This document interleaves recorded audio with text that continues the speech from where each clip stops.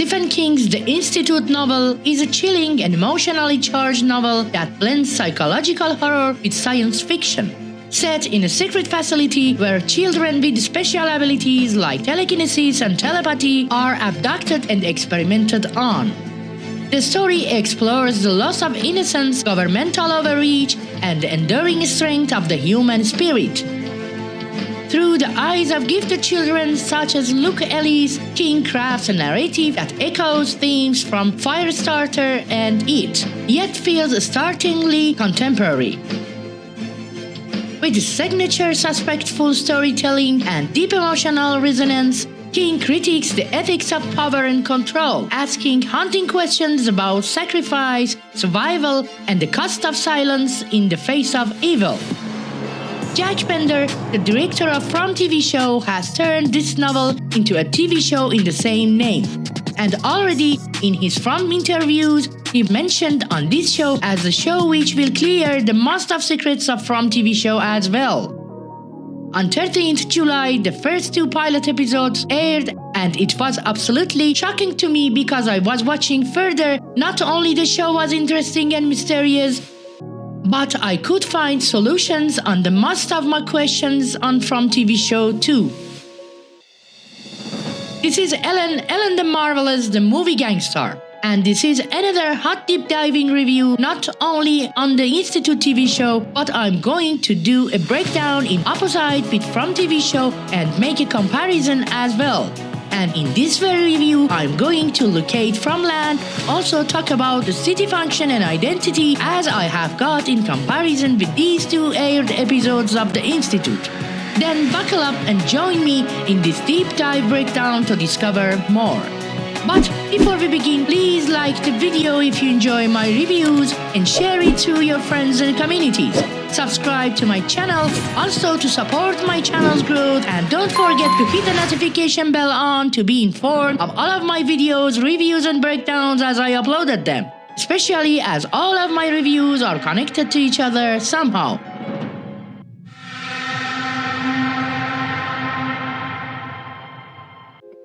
The Institute TV show has been created as an adaptation of the Institute book written by Stephen King and follows the book and its adventures. It is completely separable TV show with From, but from the very beginning moment we can see too many familiarities with From TV show, which all led me to locate the Fromland on the map. But first, let's have a look on those 2 first episodes of the Institute and declare the atmosphere and structure. Is a gripping blend of psychological horror and science fiction that explores the dark ages of power and innocence. The series centers on a secret government facility where children with extraordinary mental abilities are kidnapped and subjected to inhuman experiments under the guise of serving a greater good. With its haunting atmosphere, emotional intensity, and moral complexity, the show delves into themes of trauma, resistance, and the resilience of the human spirit. As young protagonist Luke Ellis and his fellow captives fight to reclaim their freedom. The series builds a tense, slow-burning narrative that critiques authority, questions the cost of sacrifice, and illuminates the enduring light found in unity and courage. Visually atmospheric and emotionally resonant, The Institute brings King's terrifying vision to life with chilling precision. The Institute TV show endures a haunting array of characters, led by Luke Ellis as a highly intelligent and empathic boy with telekinetic powers who becomes the heart of resistance within the secretive facility. Alongside him are other gifted children like the resilient Kalisha, the loyal and brave Avery Dixon, and the rebellious Nick, each bringing depth and emotion to the story. Overseeing the cruel experiments are staff members like the cold and calculating Miss Sixby, whose disturbing belief in the righteousness of her cause adds psychological complexity to the antagonist's role.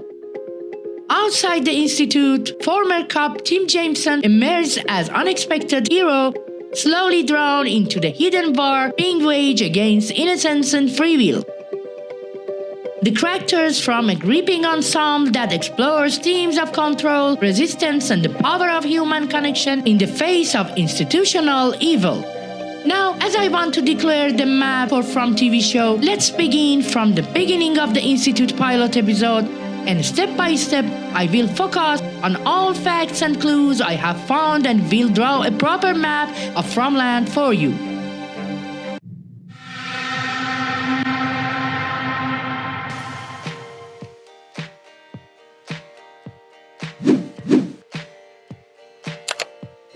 The show begins in a high school exam session, and for the first time we are introducing to Luke Ellis, the genius 14 years old boy who finishes his exam very soon and leaves the others in shock.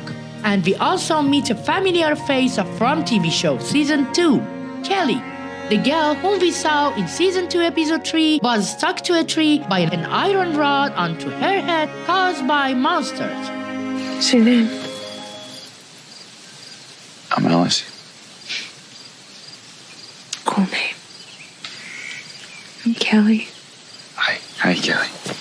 In the institute, we see her as a student who comes to Ellis, the genius guy, to ask about the exam. She seems frustrated and angry with herself, and we only see her in this scene. Now get back to From. We see her stuck to a tree by a rod monsters put in her head as she is still alive. We found that she was running from the house and Evan didn't say goodbye to her mom. After all, she died as Boyd pulled the rod out of her head. At the end of episode, we see Boyd is confessing of one of his war memories and a soldier named Brian Kelly to Donna, and how this experience not only was the same for him, but the names, a couple named Brian and Kelly, and the soldier's name was Brian Kelly. Such a coincidence.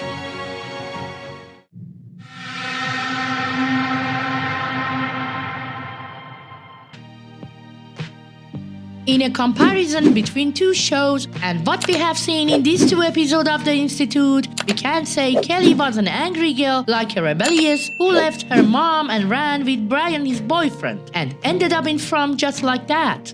Anyway, that's the beginning.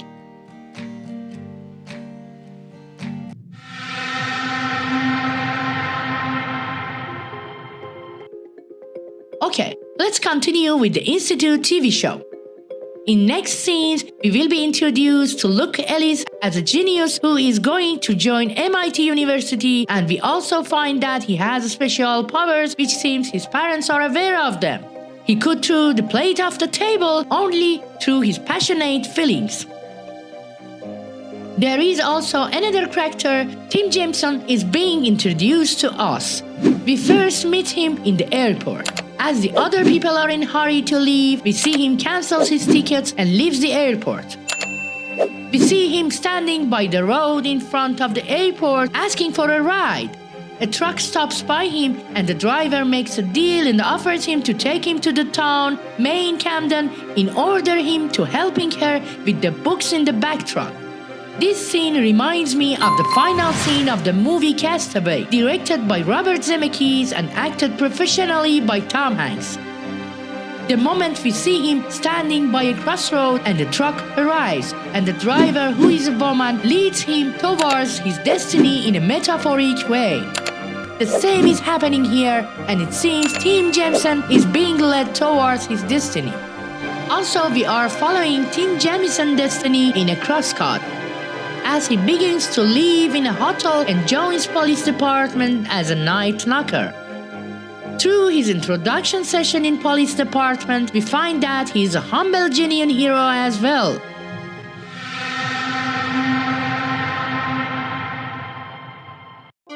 Back to the institute, Luke being introduced to the other genius children, and it seems they are under experience to train their TK-TP skills. TK stands for telekinetic and TP stands for telepathy. George seems to be skillful in the TK as he could move the water. Kalisha can read people's mind, and we further find that they are receiving shots to find the dots, which they call shots for dots. But what are the dots in fact? During the show, we see they all go for shots and they all know that they have to find dots and see dots. But none of them still can explain what are dots. I bet Dr. Hendricks, as Tony injects the shot, asks them to look for dots. First, they can't see anything, and then he asks them to concentrate and look deeper. Next, it happens when they are looking to the subject with all concentration and depth. They can move it as we saw happen for Luke, and it seems he has TK abilities. But what about Kalisha? As we know, she can read people's minds, and it seems she has a very perfect image memory too, and she can remember everything details, as we saw the same with Tim Jamison back into the town after gunshot in the gas station. When Kalisha concentrates for dots, she can be connected to the subject and maybe changes it into a portal for TP. It was just an example. In a scene, we see George is playing with the box and he gets the cookie he wants, just he concentrates on the token and makes the machine brings it back to him. Luke is so fascinated about this ability and suggests him to use as an imagery token and tries to be skilled without tokens. As it seems, George is using TK powers for this. And if he could use TP powers too, he could do that without a token.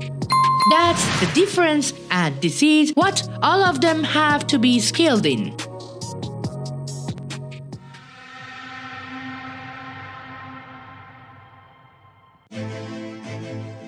Kalisha takes Luke to introduce us to others. She is talking about her experiences and claims of being in quarantine for almost 2 weeks without any shots for dots.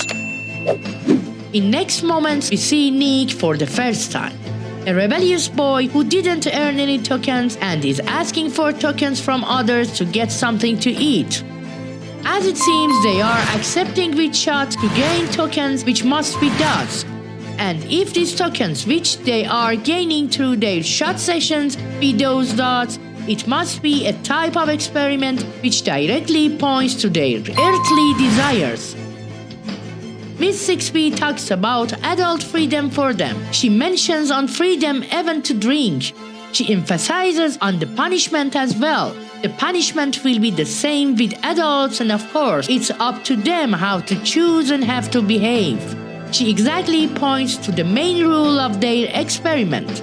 They have freedom as an adult, she consists, but the punishment will be beat as a punishment for an adult person. It seems she is using scare tactics to use their freedom against them. And by this way, she manipulates the essence of freedom in their mind and makes them to be in conflict with their own real beliefs and desires in a scared mood. This is the first and the main powerful element of a horror story, which now is containing the rules of the Institute.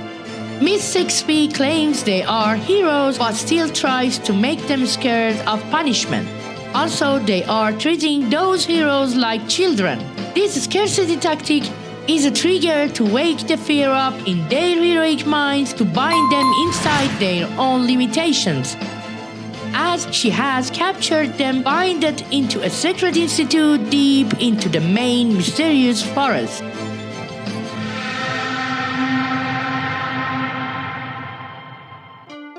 But as we see, there are lots of things they can do if they have enough tokens. Nick doesn't have any tokens because he hasn't concentrated enough to evoke his powers. Or maybe he knows about his powers and tries to protect his mind, especially when he's looking for a way to run and save himself. He needs more time to discover the ball plan. Then he doesn't let them to access his full power to take him to the back half level. As he believes, no one has come back from that level before. But we see George and Iris have got some tokens and share with Nick, but we don't see Kalisha to share any tokens. And as they claim themselves, they have to do their job with shots to gain tokens, which I assume is dots. Next time we see George is using his TK powers to lead the token and earns free stuff. And it seems as he more develops his powers, he doesn't need tokens anymore. Just one token is responsible for him. We see also Iris is generous with her tokens and seems she doesn't need tokens to gain stuff and food. Kalisha claims that she has been in quarantine for almost 2 weeks without shots, and who knows why. Because we see Iris after 13 days of her experience is being graduated from front half level and they are moving her to the back half. As promising her she is almost home by preparing a fake birthday cake and party. We also already saw it seems she didn't need tokens to gain stuff. Now we see George is developing his powers by using just one token to gain stuff. And as it seems, as they arrive to that level where they don't need any tokens to gain stuff, they are ready to transfer to back half.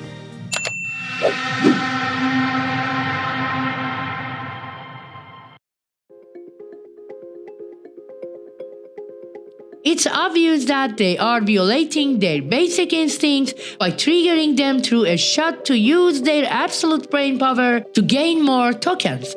And as they gain more tokens, they want more shots exactly for dots or tokens. Exactly like a psychological bargain. And the moment they had this power to do everything without any tokens, they will be transferred to the back half. Also, I am sure that staff member can hear and see them all. And of course, they are aware of the possibility for them being lured to find a way out. And by those scarcity tactics, they not only dominate fear in their minds, but make this fear to become a trigger to find a way out. And by this way, these kids try more to gain to their full power to use it and get out. And it's not only bothering the institute, but it's exactly beneficial for them. Because as they are being scared more, they are being triggered more and more to use their full powers and find a way to escape.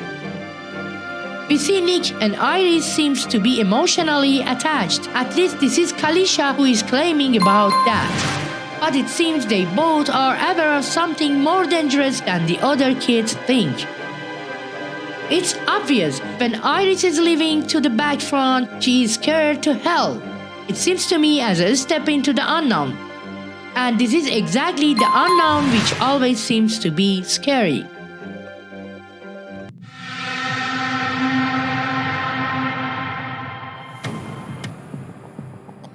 From the other side, we have Tim Jameson over here working as a night knocker in a quiet, mysterious corner.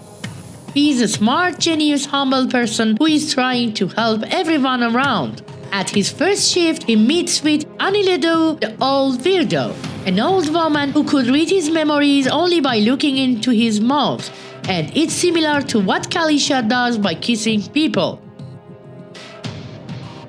Everyone believes that she's nuts, but it seems she knows more than the other thing. We even see her giving warning to a woman about her child's death, but no one believes her. Tim is trying to protect Annie. Even police calls him a humanitarian. The night after, there is an incident happening in the gas station to the African Muslim refugee, and this is Officer Tim Jameson who saves him. And after that, he lets the glory be for Drew, the police officer. And by this way, he shows him compassion and defeats his arrogance. This incident seemed to me like a pre-planned task to test Tim Jamison's capabilities. And more to say, it seems there is the same plan going on in both locations, but in different forms. Back to the institute, in a scene, we see Nick and Luke are talking about an experience at the end of before front level, which calls dream bugs. And it seems George has already begun to experience this level and task. As Nick says, in this task, you have to face with all your fears and worries as a personal horror movie, and Nick claims that he has heard it's very difficult and horrible task.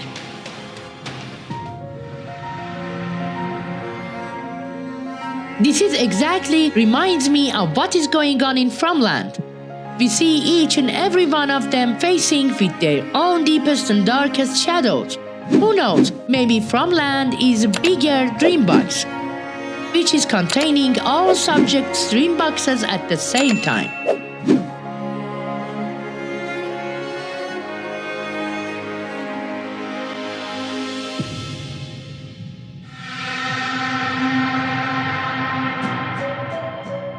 Shout, shout, let it all out. These are the things I can do without. Come on, I'm talking to you. Come on.